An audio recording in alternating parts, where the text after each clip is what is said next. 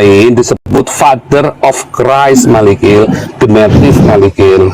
The Father Iya, semua itu genetif, misterio genetif. Iya, jadi the Father of Christ bukan the Father is Christ. Kamu harusnya kalau mau bilang the Father is Christ, kamu harusnya itu kan terjemahan. Gini, kalau Anda mau bahas grammarnya, ayo coba besarkan layar saya. nih, supaya kamu jangan. Iya, besarkan layar saya. Biar saya juga kasih pelajaran gratis. Kita nggak enggak, kamu saya nggak perlu belajar dari kamu. Kamu orang nggak jelas. Nampak muka aja kamu nggak berani. Oh. Ya. Nih, tak tunjukin nih. Ya. Baca originalnya, bro, jangan terjemahan. Seharusnya kalau perdebatan antara Kristen dan Kristen seharusnya udah selesai. Gitu, nggak usah debat-debat. Mana originalnya? Ha? Pneuma. Dibaliklah. Pneuma hot. Kamu yang dibalik ya, ini pneuma hot. Oh, ya udah. Ya, Allah adalah roh, ya, jelas ya. Sedangkan di tempat kamu tadi itu pakainya genetif, Malikil. Bro, di situ ya misterio genitif, theo genitif, patros genitif, Kristo genitif. Apa maksudnya? Kalau semua? Genitif, iya, maksudnya apa semua genitif? Apa maksudnya? Misterio tadi depan. Misterio genitif. Terus di belakangnya the Father of Christ itu genetif. Enggak ada di dalam originalnya tounya hanya satu, bro. Nah, gini. saja kamu sudah salah. Eksegesis. Makanya besarkan layar saya. Tou ini yang diterjemahkan atau ini bro ya. Tou misterio.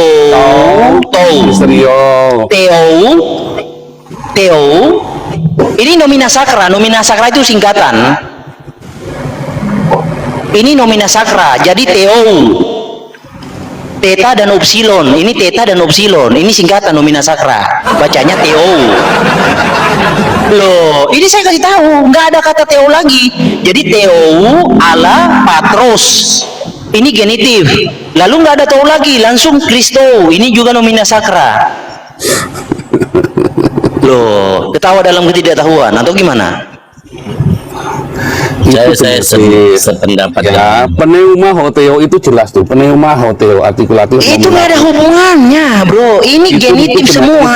Itu genetif. Kamu ngerti nggak genetif? Genetif itu kepemilikan. Gini ya, saya belajar di Haifa, saya belajar 14 SKS. Tidak menjamin Anda belajar di Haifa atau kamu saja nambah muka saja kamu nggak berani. Loh, hari-hari saya nambah muka, bro.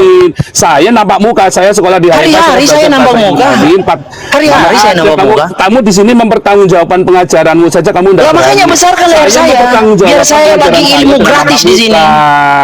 Ya, jadi kamu mau ngajari orang yang belajar bahasa Yunani 14 SKS. Lah buktinya Anda tidak tahu genitif itu apa? Saya jelas ilmu saya. Buktinya Anda tidak tahu genitif itu apa? Genetif itu kepemilikan, kamu nggak tahu. Iya, kepemilikan. Nah, bentuknya di sini semua genitif. Kamu saja nggak tahu genetif, kamu kudu nanya sama saya. Begini ya, aturannya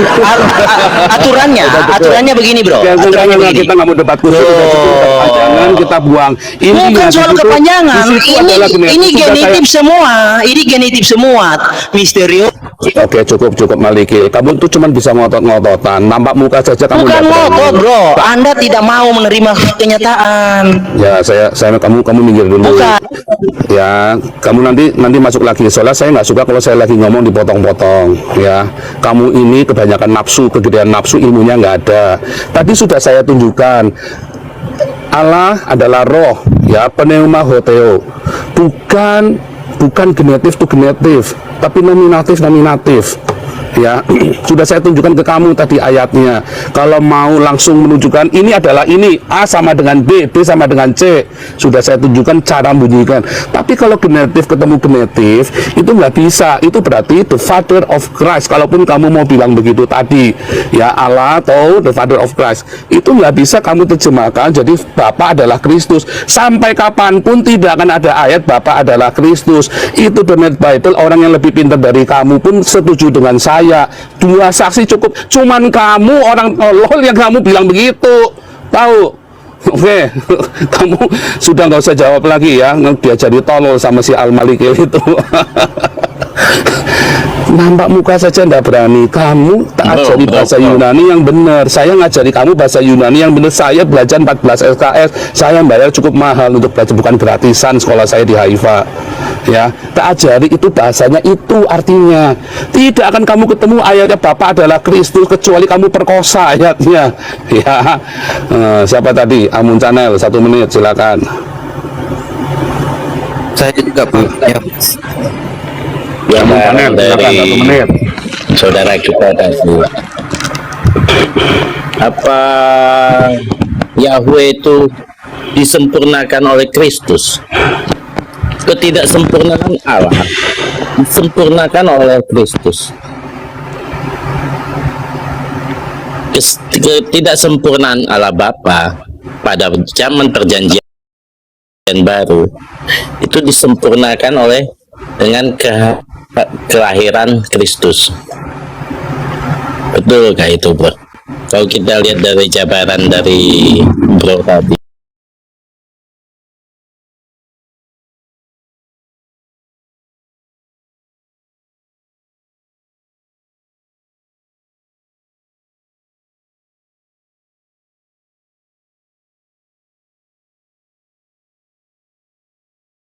Tidak ada saya berkata Yahweh, Yahoo ada saya ngomong Yahoo ya, karena tidak ada disebut Yahweh Yahweh ya. Yang bilang Yahweh itu gundul peyang, orang-orang gundul peyang yang menyebut Yahweh Yahweh ya.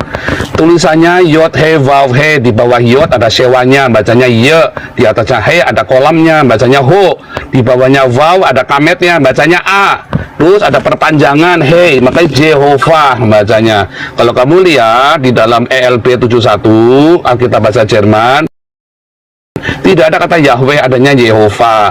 Kata Yahweh itu adalah sebuah transliterasi yang salah dan latah dari teologi Amerika yang berasal dari seorang teolog Jerman yang menemukan ya manuskrip dalam bahasa Yunani. Sebab kalau ditulisnya Yehovah, translasinya jadi feminin, makanya diganti jadi nggak boleh A ya. Yesua jadi Yesus, Maria jadi Marius laki-laki, kalau perempuan Maria.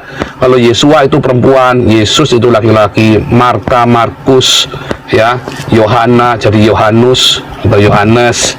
Nah, jadi nggak ada kata Yahweh itu ya, salah itu.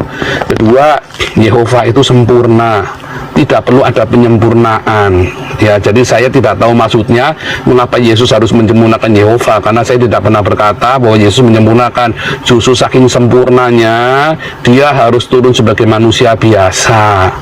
Saking sempurnanya dia jadi manusia biasa ya, supaya dia bisa mati, karena Yehovah tidak bisa mati. Tetapi kalau kita balik tadi ya, yang jasmani dan yang rohani, bahwa memang Elohim itu dari awalnya yang jasmani dan yang rohani. Alfa Omega itu dari awalnya yang jasmani dan yang rohani. Langit adalah tahtaku, langit yang rohani adalah tahtaku, bumi adalah tumpuan kakiku. Jadi menurut Nachmanides, seorang rabi Yahudi di abad ke-11-12 itu ya, berkata di Kejadian 18 ayat 1 sampai Kejadian 19 itu adalah antropomorfis dari Yehovah. Itulah bentuk manusia dari Yehovah, bentuk jasmaniah dari Yehovah ya. Jadi bukan disempurnakan. Oke, Amun Channel silakan 1 menit buat bertanya. Gimana Amun Channel, dinyalakan mikrofonnya 1 menit buat bertanya.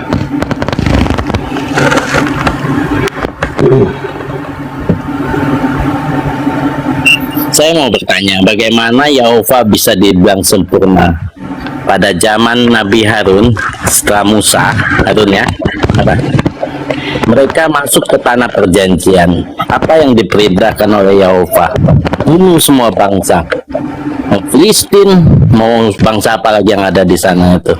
Bunuh semua, kambing, ternak, apa aja dibunuh. Adakah satu oknum, satu yang maha kuasa, yang maha baik itu memerintahkan untuk bangsa Yahudi untuk membunuh bangsa lain sampai kambing ternaknya semua dibunuh, bro? Itu kemahamuliaannya di mana, bro, letaknya? Yang ada keegoannya sebagai Allah, sebagai Yehova. Nah, waktunya habis. Iya, pertanyaannya salahnya di mana? Salahnya di mana? Ketika Yehova memerintahkan untuk bunuh itu orang-orang Amalek. Itu zaman 4000 tahun yang lalu. Hari ini zamannya berubah. Apakah Yehovanya berubah? Bukan, manusianya yang berubah. Di zaman itu orang Amalek tidak mungkin lagi bertobat.